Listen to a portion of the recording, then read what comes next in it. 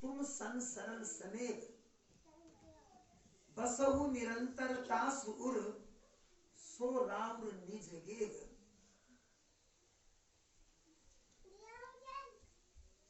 रामचरितमानस में अयोध्या कांड में एक ऐसा प्रसंग, अनूठा प्रसंग आता है। यदि मैं कहूं कि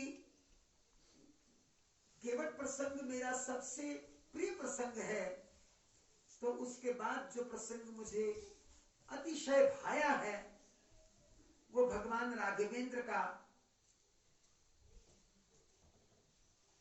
केवट की नौका से गंगा के पार उतरने के बाद एक रात्रि भारद्वाज ऋषि के आश्रम में विश्राम करने के उपरांत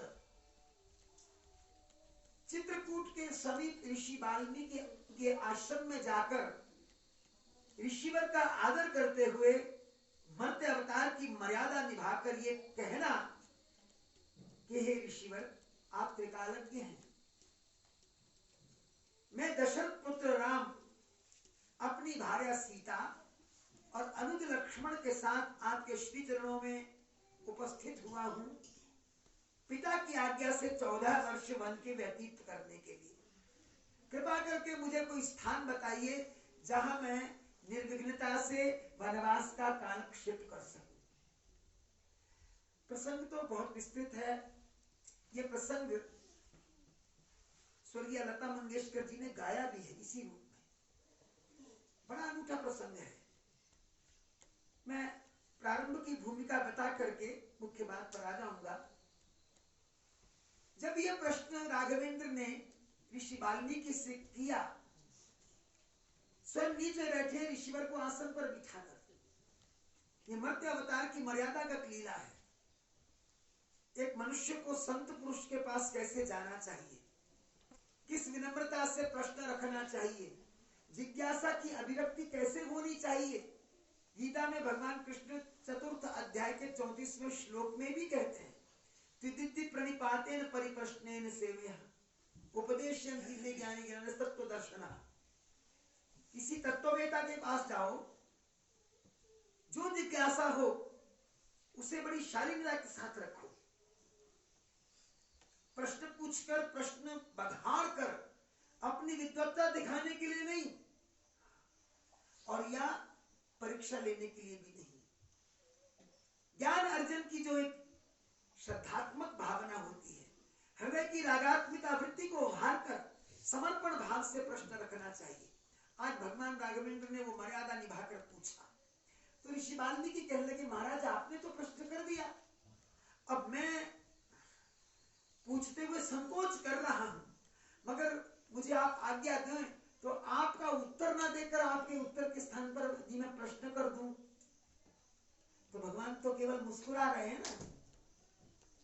तो उन्होंने कहा, महाराज आपने ठीक पूछा, पर मैं ये पूछ रहा हूं, आप सबसे पहले मुझे ये बता दीजिए कि आप कहां नहीं हैं। इसलिए ना मैं कई बार अपने रामचरितमानस के जो पाठी है ना, ब्राह्मण पाठ करने जाते हैं, उनको बिठाकर ये कहा करता हूं कि रामचरितमानस के प्रत्येक प्रसंग में दार्शनिकता है। उस दार्शनिकता को अवहेलित करके राम कथा की कोई व्याख्या हो ही नहीं सकती। शंकर भगवान पार्वती को कथा सुना रहे हैं और वो अपने मन में इस बात का स्मरण भी रख रहे हैं कि सती के जन्म में तुमने,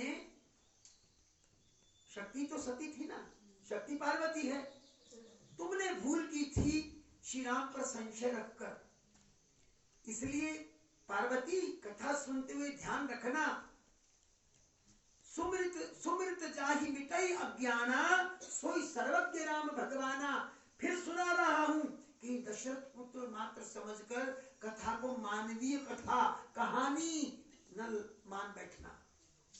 ये सचेतता बार बार दी जा रही। तो उन्होंने कहा कि आप कहां नहीं हो, ऋषि त्रिकालज्ञ हैं, ऋषि को बेसमझ नहीं है।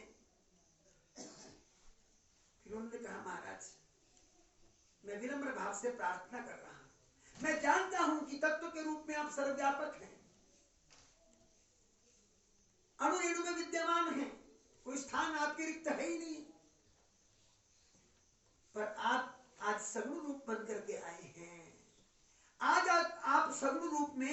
साक्षात अखंड ज्ञान के रूप में, और अपनी भार्या को लेकर आए जो साक्षात भक्ति है, और अपने अनुज को लेकर आए हैं जो साक्षात वैराग्य है।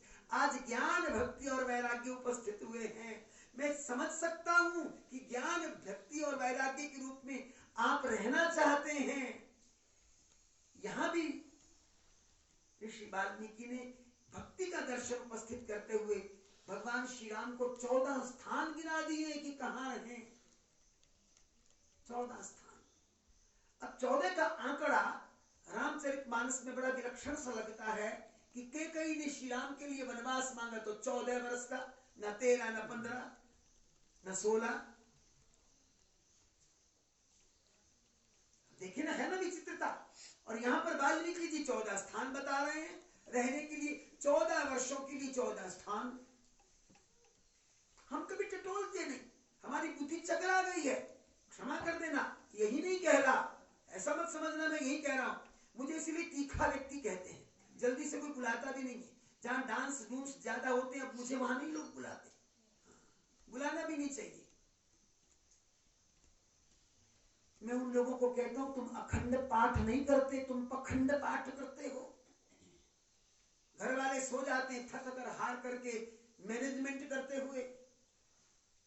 भोर में उठते तो चिंता सताती है, आज चौधरी साहब आ रहे हैं, आज भगवंत मान जी को आना है, अमुक अमुक को आना है। न कोई पाठ सुनता है न सुनाता। मैं ब्राह्मणों को ये कहा करता हूं, अरे कम से कम यजमानों को ये तो कह दिया करो कि कल के जो चढ़ाए हुए फूल और मालाएं हैं वो सूख गई हैं, वो तो नए ला करके दे देंगे। तुम्हारे में चेतना नहीं है, तुम कहां भगवान को भगवान मानते हो, तुम तो दुकान मानते हो। जब तक दुकानदारी का भाव रहेगा, ये तत्व ज्ञान भीतर आ ही नहीं सकता। तो उन्होंने कहा, प्रभु आप रहना चाहते हो तो उन भक्तों के हृदय में रहिए जो अपने कानों से नित्य तुम्हारी कथा सुनने के लिए ललायित रहते हैं, या जिनके जीवा आपके यश रूपी मानसरोवर की हंसनी बन करके उसमें से मोती चुन चुन के आपके नाम स्मरण के ग्रहण करती है। ये जो मैंने पहले पंक्ति बोली, जाएगी ना चाहिए कबहू कुछ तुम सरल स्नेह, निष्प्रिय भक्ति जिसकी है, जिसकी कोई सूची नहीं है मांग की कि प्रभु मैं प्रणाम कर रहा हूं, मुझे ये दे दो, मुझे वो दे। जो सौदागर नहीं है, निवेदन किया था ना कि देवता अमृत कलश लेकर के चले गए, जो दैत्यों के हिस्से नहीं आया, देवताओं के पास था कि हमें कथा का फल दे दो और अमृत पिला दो परीक्षित को, ये मरेगा नहीं, हमको कथा फल मिल जाएगा, क्योंकि देवलोक में कथा नहीं होती, ये मरते लोक में ही होती है, ये सत्संग मरते लोक में ही होता है। तो भगवान सुखदेव ने तिरस्कृत कर दिया था उनको, जाओ चले जाओ, तुम्हें कथा के लिए क्या भाव होना चाहिए इसका ज्ञान नहीं है। श्रद्धावाम लभ्यते ज्ञानम तत्पर संयतेंद्रिय, ये तो संयतेंद्रिय लोगों को मिलता है। और कैसे जो तत्पर हो, यानी पुरुषार्थी हो, और पुरुषार्थ कैसा, जो श्रद्धा युक्त पुरुषार्थ हो। श्रद्धा कहते हैं सत्य की धारणा को। तुम्हें तो कुछ भी दिखाई नहीं देता, तुम तो लूटने आए हो, लूटने वालों को नहीं मिलता, तिरस्कृत कर दिया।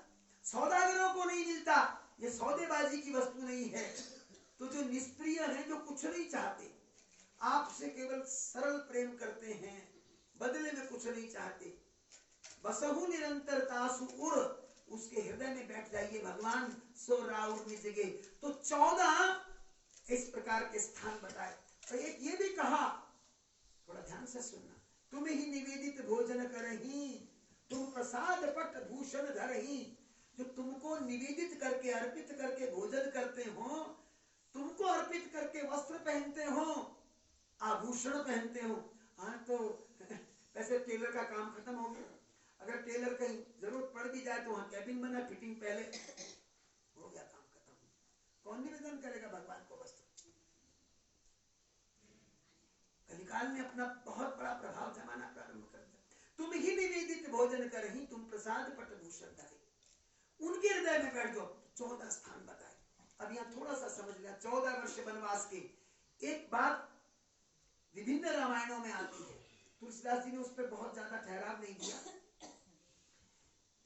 कि एक बार कैकेयी को एकांत में पाकर के भगवान श्री राम ने कहा कि माँ तुम बहुत प्रेम करती हो मुझसे। जब गुरुकुल में हम पढ़ने गए थे तब भी तुमने पिताश्री से आग्रह किया था, रात को तुम सोती नहीं थी, तुम्हें मेरी याद सताती थी, तुम्हें तुम्हारा राम सर्वाधिक प्रिय है।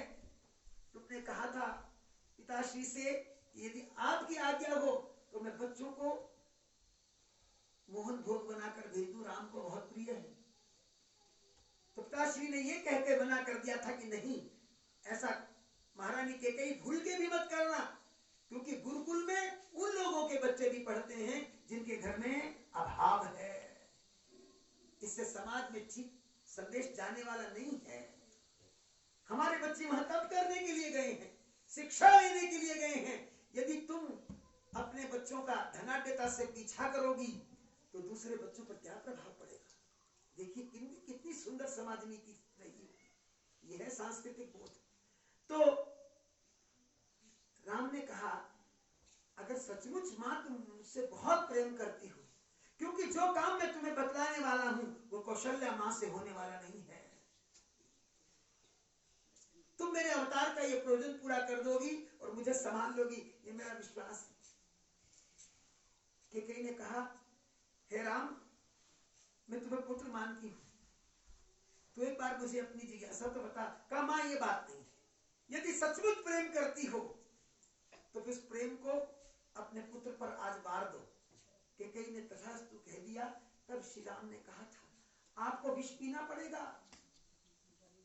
आपको संसार की बुराई झेलनी पड़ेगी। हो सकता है भविष्य में संसार आप सरीखा नाम अपनी पुत्रियों का ना रखे, संसार में सुमित्राएं होंगी, कौशल्याएं होंगी, पर कैकेयी दोबारा नहीं होगी। इसलिए मां, तुम मेरे लिए पिताश्री से वनवास मांग लो। कैकेयी हां कर बैठी थी, सिर पर हाथ रख करके धुन धुन रोने लगी। ये पुत्र, तूने किस प्रकार मुझे वचनबद्ध कर लिया। कहते हैं वनवास से लौट करके श्री राम कैकेयी के भवन में गए थे। वो तो सब माताओं को मिले, लेकिन कैकेयी के भवन में विशेष गए। संत महात्मा तो यहाँ तक कहते हैं, दीवारों से सर फोड़ फोड़ करके रक्त के चिन्ह अंकित कर लिए थे कैकेयी ने। ये विष पीना पड़ता है परमात्मा के लिए। विषपाई व्यक्तित्व है कैकेयी माँ का। एक बार भरत जी ने वनवास से लौटने के बाद श्री राम के यूं ही चर्चा चली तो कैकेयी माँ को दोष देकर कोई बात कह दी। भगवान राम ने तुरंत टोका, जननी को सचमुच वही दोष देते हैं जिन्होंने स्वप्न में भी कभी संतों का संग ना किया हो। इसलिए आज के बाद कभी मां को दोष मत देना। ये भक्ति है, ये भक्ति का अंग है। मैं पहुंचना तो कहीं और चाहता था, लेकिन क्योंकि लगता है मुझे समय बिल्कुल कम है, तो 14 वर्ष की बात जो उठी, 5 कर्मेंद्रियां, 5 ज्ञानेंद्रियां और अंतःकरण चातुष्य, इनकी जब तक शुद्धि नहीं होती तब तक जीव को परमात्मा तत्व का ज्ञान नहीं होता। 14 वर्ष के लिए भगवान गए। भगवान की मान्यता देखो क्या है। श्री राम की मान्यता है, उधर लंका में दशानन का सिंहासन लगा है। दशानन में 10 मुख वाला, 10 सिर वाला, और इधर दशरथ का सिंहासन लगा है। कहां? कौशल देश में, अयोध्या में। ये तो चल सकता है, दशरथ के सामने दशमुख का सिंहासन तो चल सकता है, परंतु मोहरूपी दशमुख का जब तक विध्वंस नहीं होता तब तक राम राज्य की स्थापना, ये तो राम का अपमान है, ये तो मेरा अपमान है। राम राज्य की स्थापना तब होगी जब मोहरूपी रावण का उन्मूलन होगा, विनाश होगा। तो भगवान कहां चलेंगे? चित्रकूट की भूमि पर संतों की मंडली के बीच बैठकर इतिहास पुराण की कथाएं सुनी। देखो, भगवान स्वयं इतिहास पुराण है, उनकी श्वास में इतिहास पुराण है। फिर भी उन्होंने मर्त्य अवतार की मर्यादा का निर्वाह करते हुए मानव को यह संदेश दिया कि जब तक धर्मपरायण होकर ऋषि मुनि और संतों के चरणों में बैठकर इन कथाओं से अपना अंतःकरण को जीव निर्मल नहीं करता, तब तक मोह का उन्मूलन, मोह का विनाश नहीं हो सकता।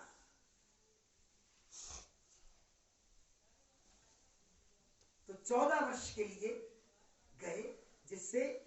कि ज्ञान इंद्रियां, कर्म इंद्रियां और अंतःकरण चातुष्टय पवित्र हो जाए। ऋषि वाल्मीकि ने 14 स्थान बताए ताकि हमारी समस्त इंद्रियां और अंतःकरण चातुष्टय निर्मल हो जाए। मैं इस कथा को आगे नहीं बढ़ा पाऊंगा और भाव आप सब समझ गए।